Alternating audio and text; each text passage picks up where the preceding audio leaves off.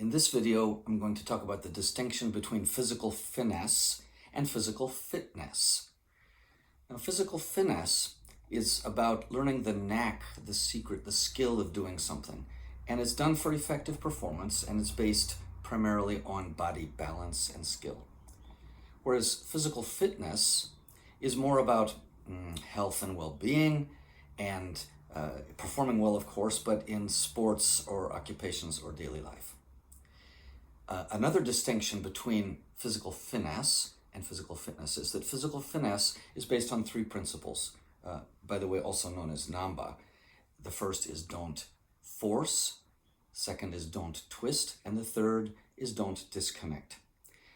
You learn from your body, from the inside, and you grow in flow. Whereas physical fitness, more commonly practiced, involves nutrition, exercise, a discipline, learning from a coach, and especially in the extremes with the risk of injury or burnout. Now, physical finesse is based on awareness. It's kind of a fine-tuning of your body, and it's something that the model you might look for in craftsmen or performing artists or martial artists. And it's all about subtlety and tuning into yourself and fine-tuning yourself as the ultimate instrument in your performance. Whereas physical fitness is more about hard work, a regimen. Perhaps the model would be more like the hunter or the athlete in competitive sports, even the soldier. And it's a little bit more about power and winning. Now, you have a very interesting phenomenon going on in the world today with all the cross-hybriding and information available. You have something called the Budo-ification of sport. In other words, the martial arts influence on sport. And mostly athletes here are looking for the application of a secret edge or practical wisdom that can take them to the next level.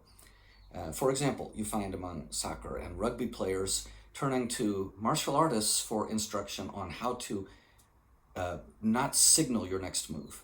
This is very important. Whether you're going to be passing the ball to someone, you don't want to show them which direction it's going. It just suddenly happens.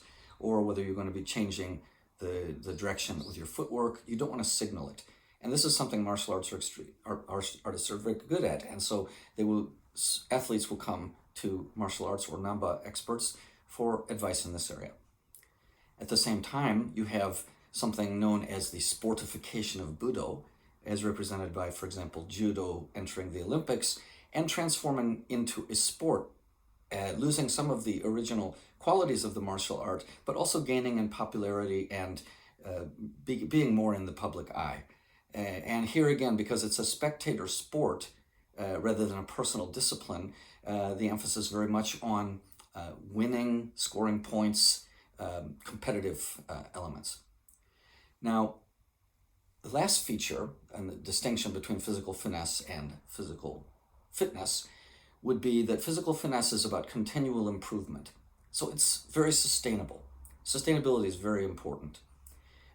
You can apply it to your personal and professional life. And whereas in physical fitness, it's more about rapid improvement, rapid results, and again, with the risk of injury or burnout.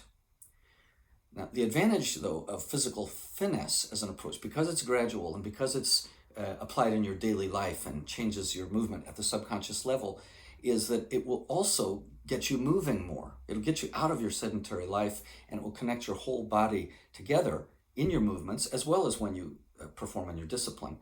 And that this results, surprise, surprise, in physical fitness as well. So you kind of get the best of both if you start with or incorporate the element of physical finesse in your training.